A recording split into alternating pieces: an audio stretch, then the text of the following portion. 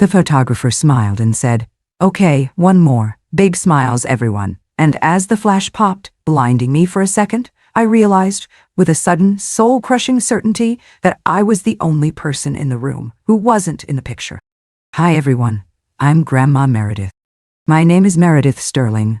I'm 80 years old, and I'm speaking to you from a small, quiet apartment in Boston, Massachusetts. Though for most of my life, my home was a beautiful old house in the Connecticut countryside. This story, my goodness, this is the hardest story I've ever had to tell. It is a secret I have held in my heart like a shard of glass for the past 2 years. It is a story about a photograph. A beautiful, professional, and exquisitely cruel family portrait that I am not in. Even my own friends, the women I have known for 60 years, do not know the full truth of why I sold my family home and left the town where I had built my entire life. They think I simply grew tired of the big house. They do not know that I was tired of being made to feel like a ghost within its walls. There is a particular kind of pain that comes from being erased. It is not a loud, violent pain. It is a quiet, slow, and suffocating one. It is the pain of being looked through, of being talked over, of having your presence treated as an inconvenience, a piece of furniture that is slightly in the way. And when the people erasing you are your own family, the people who are supposed to see you, to cherish you, well, the shame of it is almost unbearable. You begin to believe it. You begin to think, perhaps I am invisible, perhaps I am no longer relevant. You start to fade, to shrink, to accommodate your own erasure. It is a poison of the soul. But I am 80 years old now, and I have decided that I am done with fading. I'm telling my story now because I need to reclaim my own image, to step back into the frame of my own life. And I'm telling it for anyone out there who has ever been made to feel like a footnote in their own family's story. Before I begin this difficult journey into the past, I would be so very grateful for your kindness and your support. Please, take a moment to like this video and subscribe to our channel. Your presence here, your willingness to listen to an old woman's story, it is a great comfort. It makes me feel visible again. And it gives me the strength to tell you the whole, unvarnished truth about that photograph, and about the will that rewrote the entire picture. Thank you, my dears. Thank you. My life, for 51 years, was a true and equal partnership with my late husband, my dear Arthur. He was not a flashy man. He was a professor of economics at the university, a man of deep intellect and even deeper integrity. His passion was the quiet, invisible magic of numbers, of systems, of seeing the hidden patterns in the world. Our life was not a grand opera. It was a beautiful, intricate sonata, a life of quiet walks in the woods, of evenings spent reading by the fire, of long, fascinating conversations that lasted late into the night. We were best friends. And we were a team. We built our world together in a beautiful, old colonial house in the Connecticut countryside. It was our sanctuary. And while I filled it with flowers from my garden, and books, and the smell of fresh-baked bread, Arthur, in his quiet, methodical way, built a different kind of sanctuary around us, a fortress of financial security. He was a brilliant investor, not a gambler, never a gambler. He was a student. He believed in the slow, steady, and unstoppable power of compound interest. He saw the stock market not as a casino, but as a complex and beautiful ecosystem. He would sit at his big oak desk in the study for hours every Sunday evening, surrounded by charts and annual reports, and he would make his careful, deliberate investments. It was not a secret from me. It was our shared project. He taught me everything. He taught me how to read a balance sheet, how to understand a P/E ratio, how to see the difference between a company's fleeting stock price and its true, underlying value. "You must understand this, my love," he would always say, his voice full of a quiet, earnest passion. "A woman must never be a stranger to her own fortune. It is not enough to be taken care of. You must be capable. You must be knowledgeable. Your independence, your security. That is the greatest gift I can ever give you. And knowledge is the key that unlocks it." Yeah. He was a good teacher. And I was a good student. He made sure I understood every stock, every bond, every piece of real estate we owned. He made me his partner, not just in life, but in legacy. He was preparing me, though neither of us knew it, for a time when I would have to be the sole guardian of the fortress he had so lovingly, so brilliantly built. He never wanted me to be a helpless widow. He was ensuring I would be a queen, the undisputed ruler of my own quiet kingdom. We had one child, our son, Michael. Oh, he was the joy of our lives.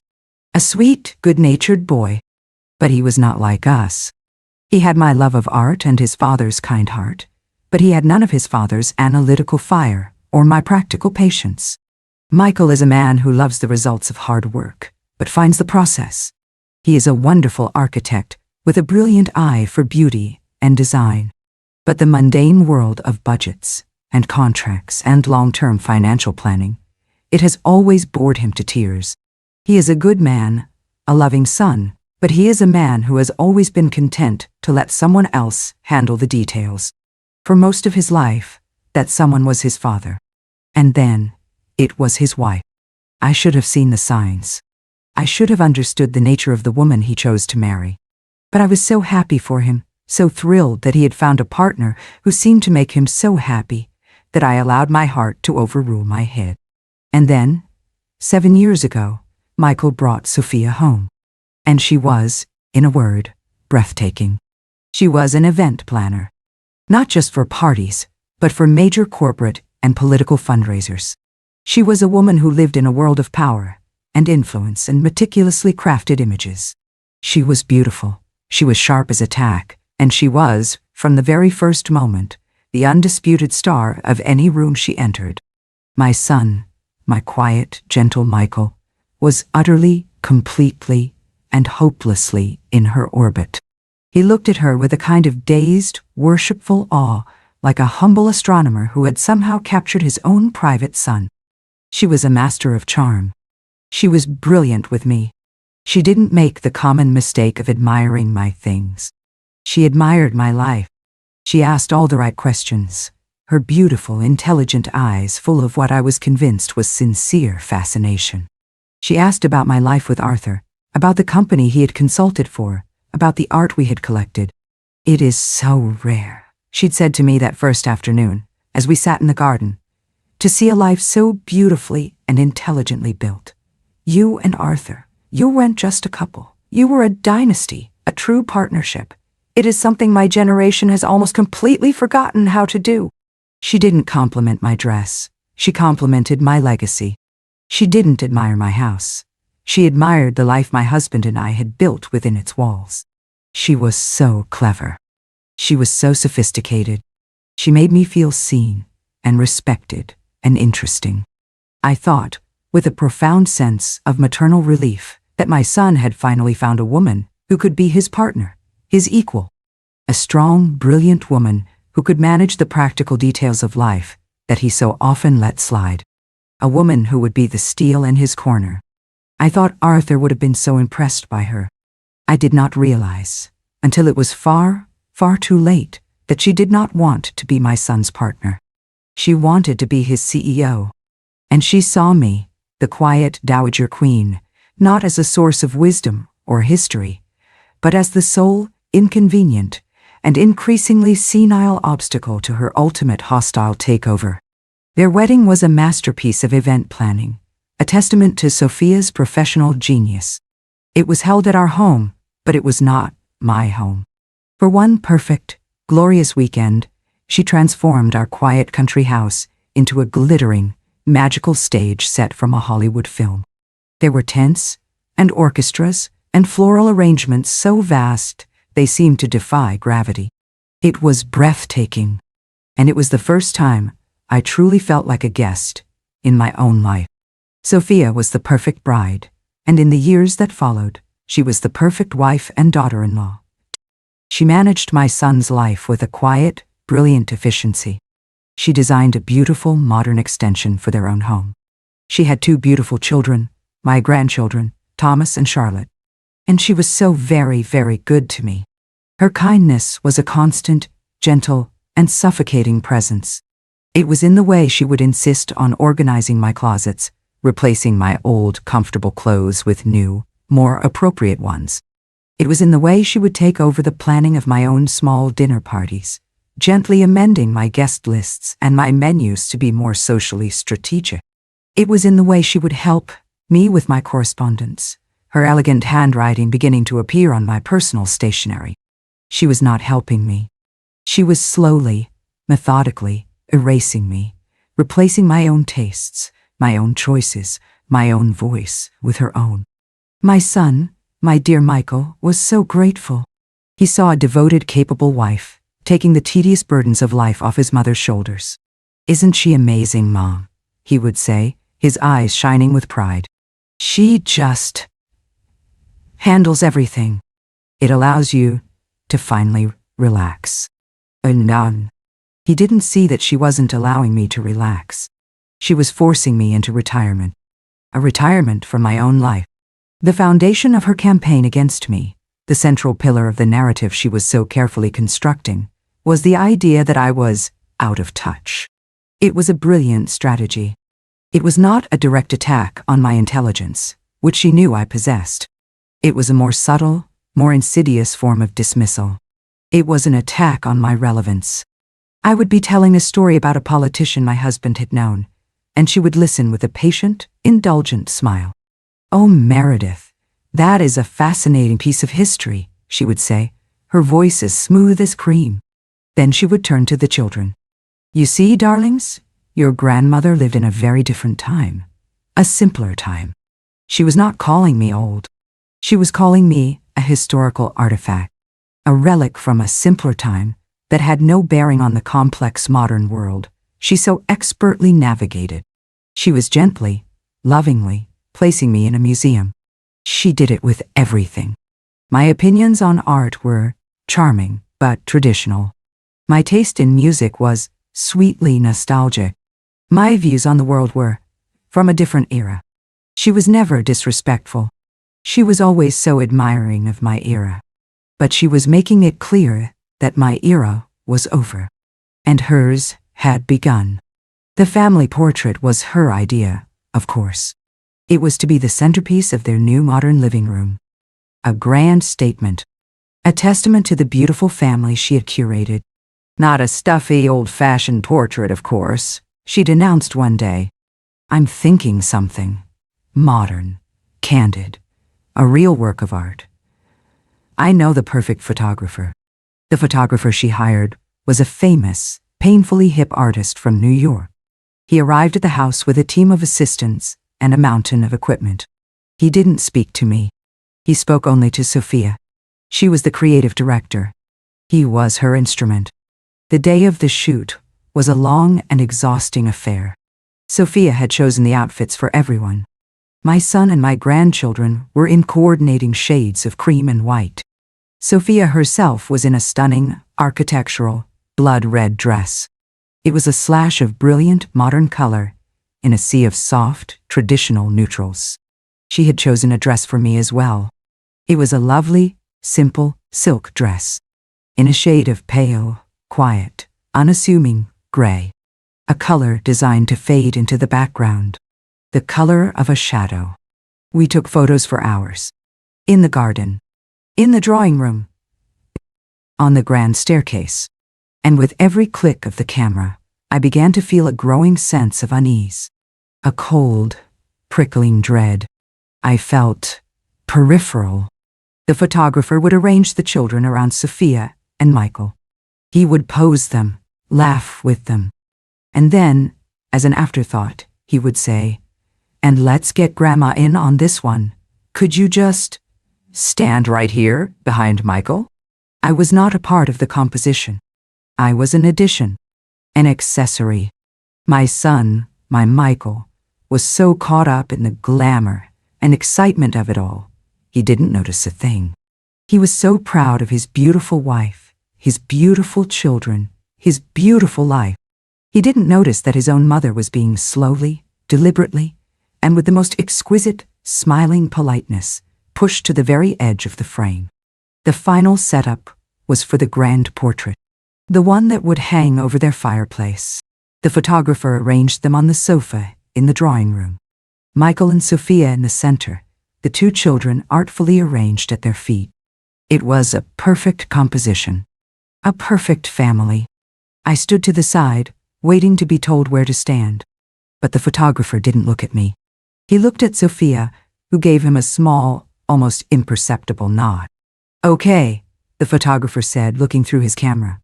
"This is it. The money shot. Everyone look at me." Big smiles. Nayan. He raised his camera. And in that moment, as I stood alone, just outside the warm glow of the photographic lights, a silence fell over my heart.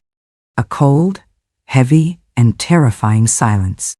I looked at the beautiful, perfect family, arranged so artfully on the sofa. And I understood. This was it.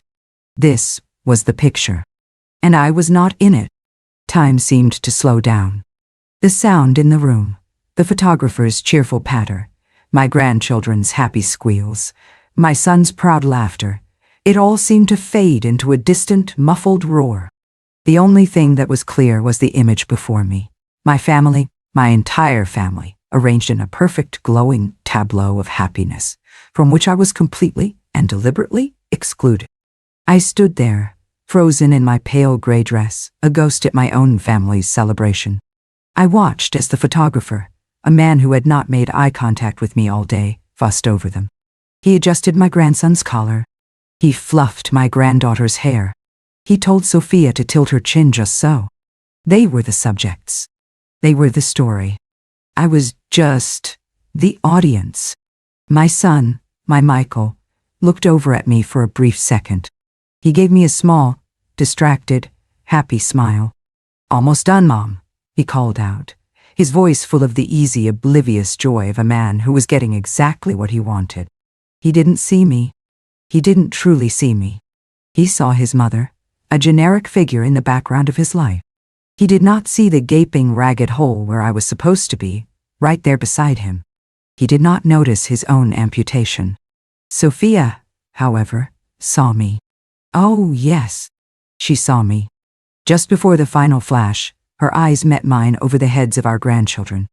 And in her beautiful, intelligent, dark eyes, I saw no apology. I saw no regret.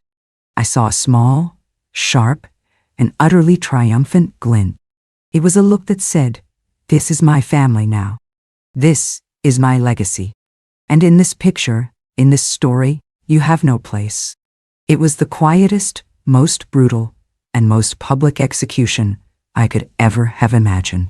The photographer smiled and said, "Okay, one more." Big smiles, everyone. And as the flash popped, blinding me for a second, I realized, with a sudden, soul-crushing certainty, that I was the only person in the room who wasn't in the picture.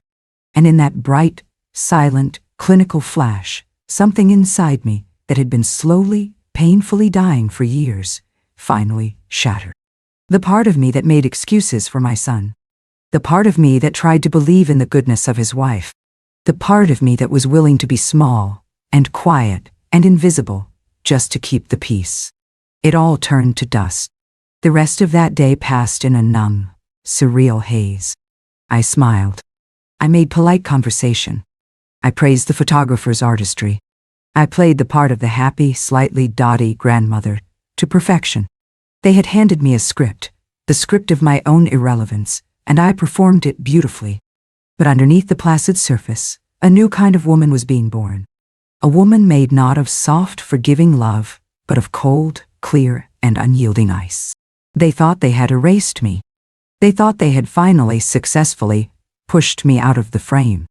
They had no idea that I was about to rewrite the entire story. And in my version, the final picture would look very, very different. The war began the very next day. It was not a war of words. It was a war of paper. A war of quiet, legal, and brutally efficient maneuvers. My husband, my dear, practical Arthur, had taught me how to play the game. And now I would play it for all it was worth. My first move was a discreet visit to Mr. Abernathy, my late husband's personal lawyer, a man who had managed our private estate for 50 years. He was a man who knew where every single secret skeleton was buried, because he had helped my husband dig the graves. I did not tell him about the photograph. I did not tell him about the 1,000 tiny cuts of my humiliation. To speak of it would have been to give it power. And I was done giving them power. I spoke to him in the language my husband had taught me. The language of assets and trusts and long-term strategic planning. Charles, I said, my voice as calm and as cool as a glass of water. I am 80 years old, and I have decided it is time to simplify my life. I wish to begin the process of liquidating certain non-essential assets and restructuring my estate. He looked at me over the top of his spectacles, his old eyes sharp and knowing. He had seen this story before. And which assets did you have in mind, Meredith? He asked gently. All of them, I said. The plan we devised was a masterpiece of quiet, legal, and financial warfare. Arthur, in his wisdom, had structured our estate like a fortress with many hidden walls. My personal fortune, the money he had left directly to me, was held in a series of complex private trusts that my son and his wife knew nothing about. The company I had inherited the majority stake in was a separate entity. And the house, our beautiful Connecticut home, was the third. 3 separate kingdoms. And Sophia, in her arrogance, had only ever seen the one she was living in. My first act was the sale of my majority stake in the company Arthur had consulted for, a company I had inherited. It was a quiet, off-market sale to a friendly competitor, orchestrated by Mr. Abernathy, for a sum of money that was, to put it mildly, astronomical. The funds were quietly transferred to a new private trust, a trust that existed only on paper, in a lawyer's office in Delaware. My second act was the slow, methodical liquidation of my personal investment portfolio. The stocks, the bonds, the real estate holdings. Piece by piece, over the next 6 months, I turned 50 years of my husband's brilliant investing into a quiet, massive, and completely liquid fortune. I was transforming my assets into a weapon that was silent, invisible, and utterly untraceable. And all the while, I played my part. I was the perfect, gently fading matriarch. I would visit my son and his family. I would admire the proofs of the family portrait. Oh, it's just beautiful, I would say, my voice full of a wistful manufactured pride. You all look so happy. Sophia would look at me with that pitying, triumphant smile. She thought she was looking at a relic. A ghost. She had no idea she was looking at the most dangerous opponent she would ever face. She had no idea that while she was busy framing the picture of her victory, I was busy building the gallows for her future. The final part of my plan was the house. The beautiful, beloved house she thought was the grand prize. She had become obsessed with it. She would talk constantly of her plans for renovation, for redecoration. She was already choosing new furniture, new color palettes. She was mentally tearing down my life and building her own in its place. I let her. I encouraged her.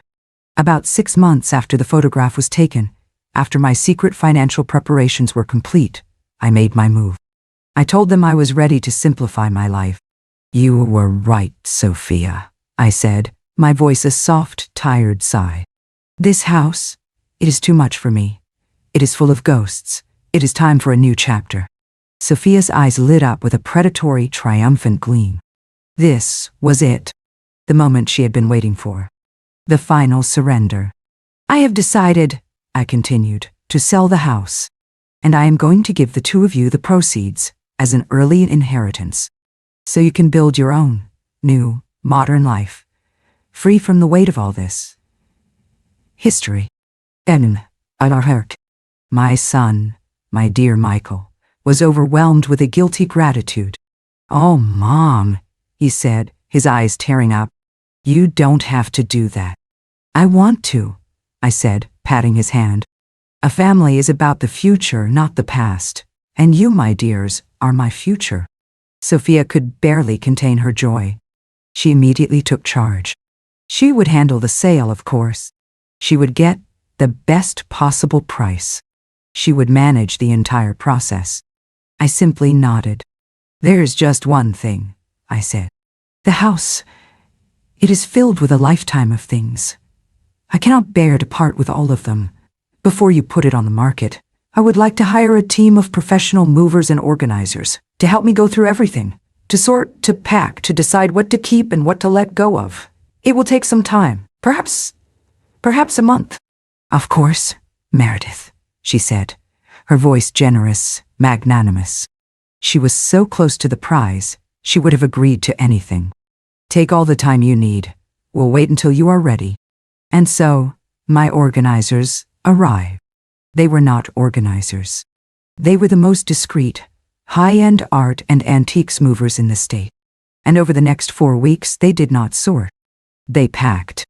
They packed every book, every painting, every piece of silver, every stick of furniture. They packed the memories. They packed my entire life into a series of unmarked, climate-controlled trucks. And on the last day, when the house was completely, utterly, and echoingly empty, they took one last thing. They took down the grand, new family portrait from over the fireplace, and they packed that too. The stage was now set. The house was empty. My assets were liquid, and my children had no idea that they were about to inherit nothing but the dust motes dancing in the silent, empty rooms. The final act was about to begin. The day my life was officially packed away was a Tuesday. The last moving truck pulled out of the long gravel driveway at precisely 2 o'clock in the afternoon.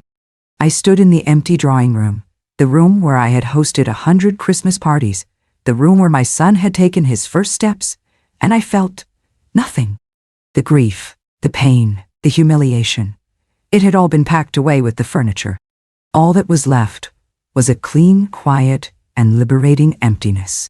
I walked through the echoing rooms one last time. I touched the walls. I looked out the windows at the garden my husband and I had planted together. I said a silent goodbye to the ghosts. My ghosts, the good ones. And then I took out a single sheet of my finest cream-colored stationery. The stationery they had never thought to pack away. And I wrote my final note. It was not a letter of anger or of accusation. It was a letter of quiet, simple, and exquisitely polite instruction. My dearest Michael and Sophia, I wrote. As you can see, the house is now empty.